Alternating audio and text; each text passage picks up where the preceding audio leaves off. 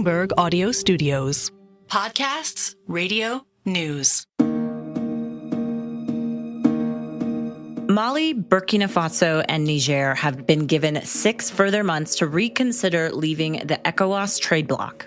While the impending exit of Burkina Faso, Mali, and Niger from ECOWAS is disheartening, we commend the ongoing mediation efforts led by Their Excellencies President Faure Gnassingbé of Togo and President Bassirou Diomaye Faye of Senegal. These efforts underscore your collective commitment to preserving peace and unity in our region. The 3 junta-led nations, the sites of coups in recent years, have set up their own bloc, the Alliance of Sahel States, to protect each other and leave ECOWAS behind. 60 years of independence, no roads, no water. The people can't find water, and water is life. How can we live under a so-called democracy when there are no schools? People are learning on the floor, there are no tables. We think that times have changed. It is no longer the time to talk about democracy. On today's episode of the Next Africa podcast, we'll ask how perilous this is for ECOWAS and West African unity. And does the bloc still have any ability to defend democracy?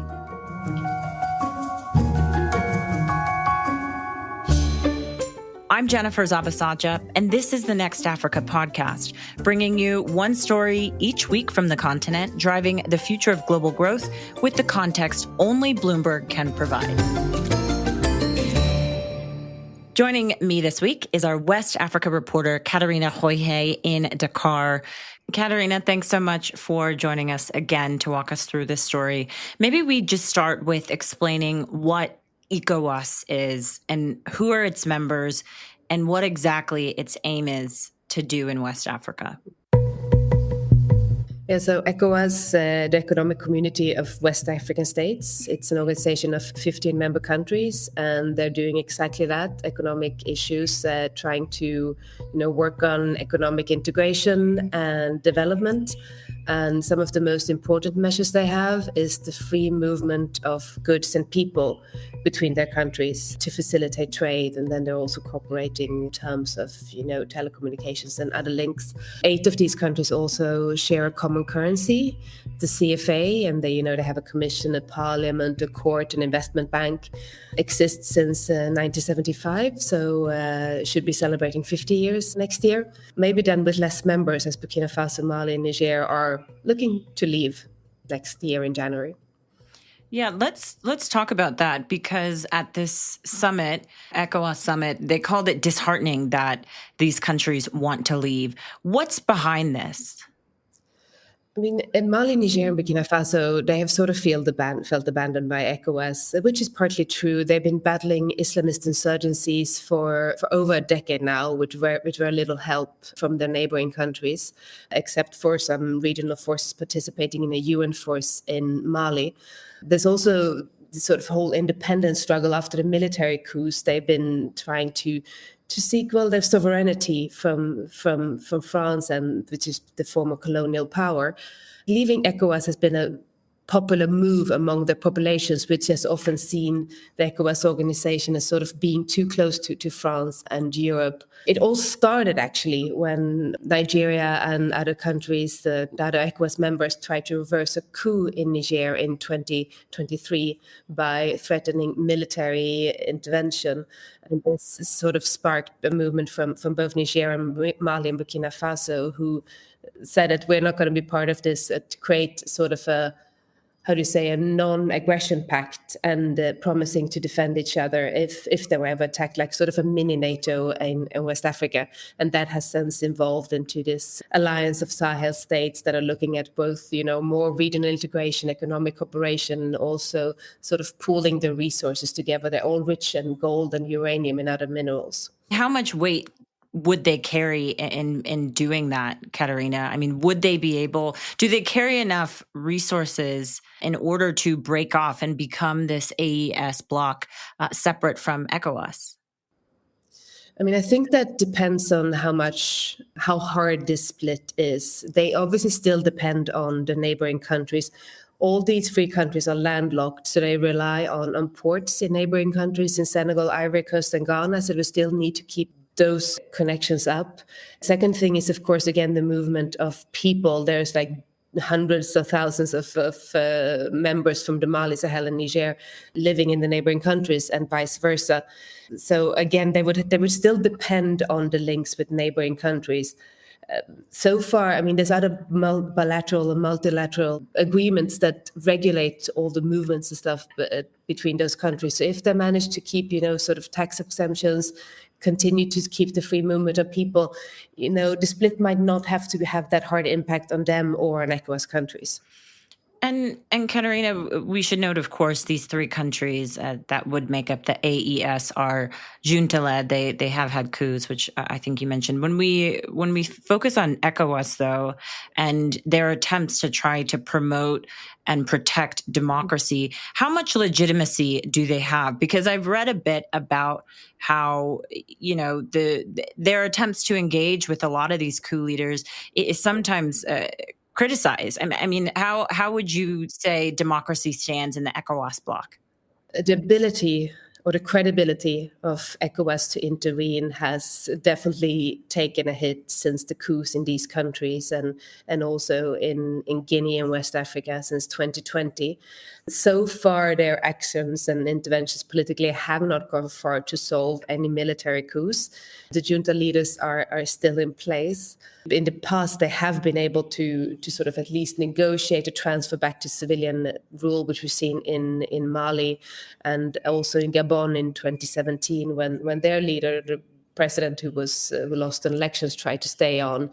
But obviously so far, what's left now is really negotiations and trying to limit the impact of an exit.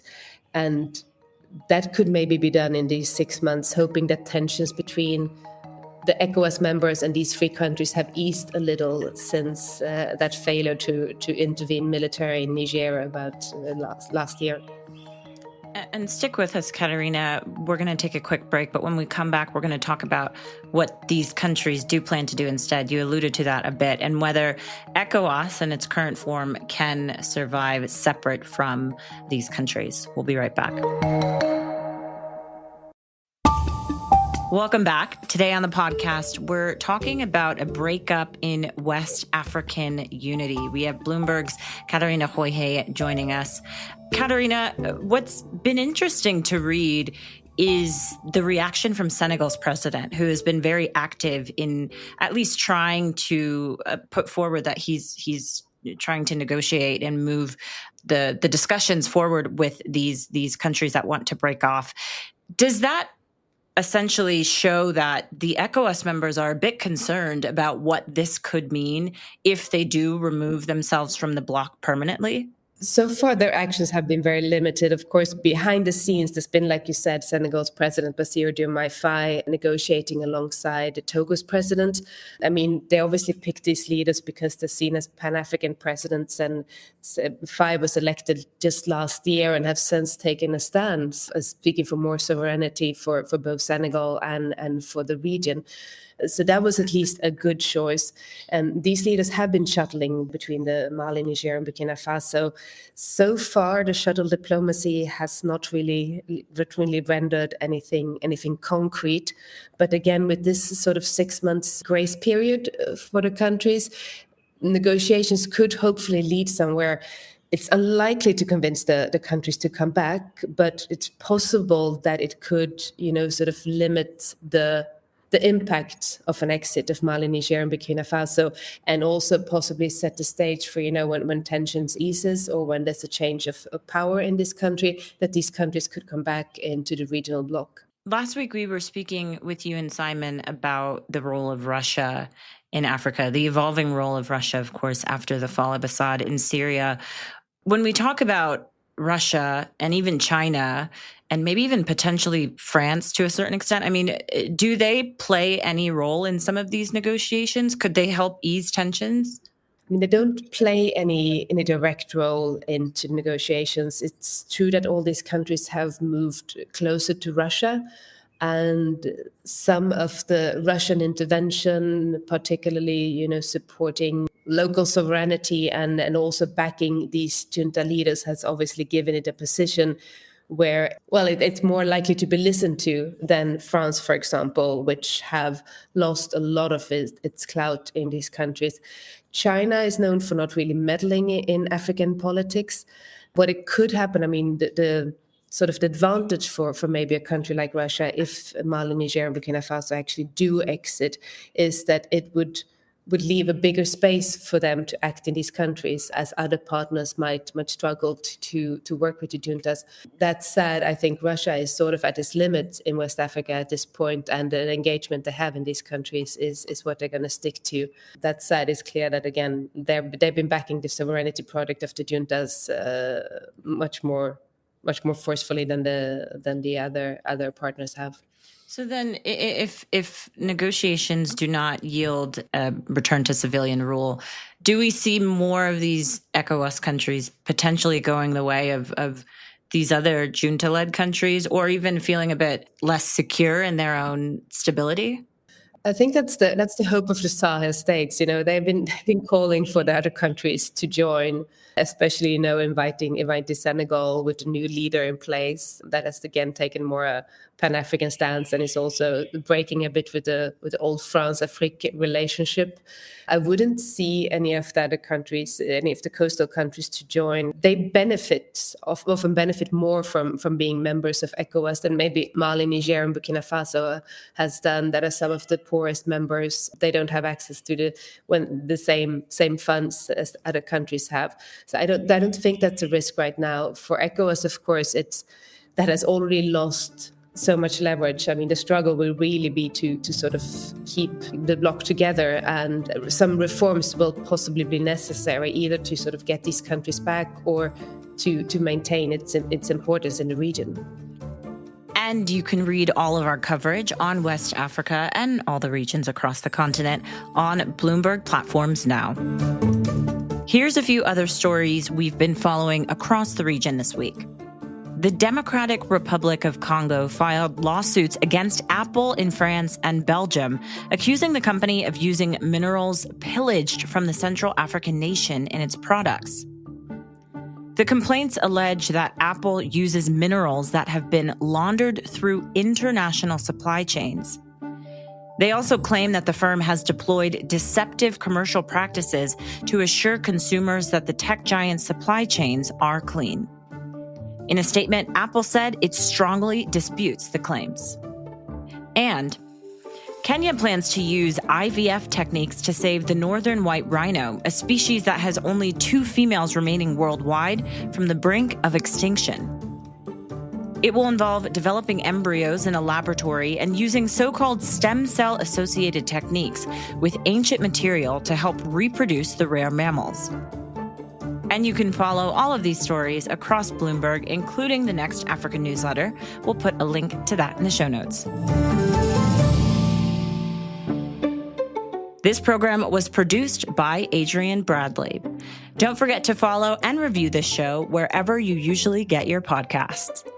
I'm Jennifer Zabasajja. Thanks for listening.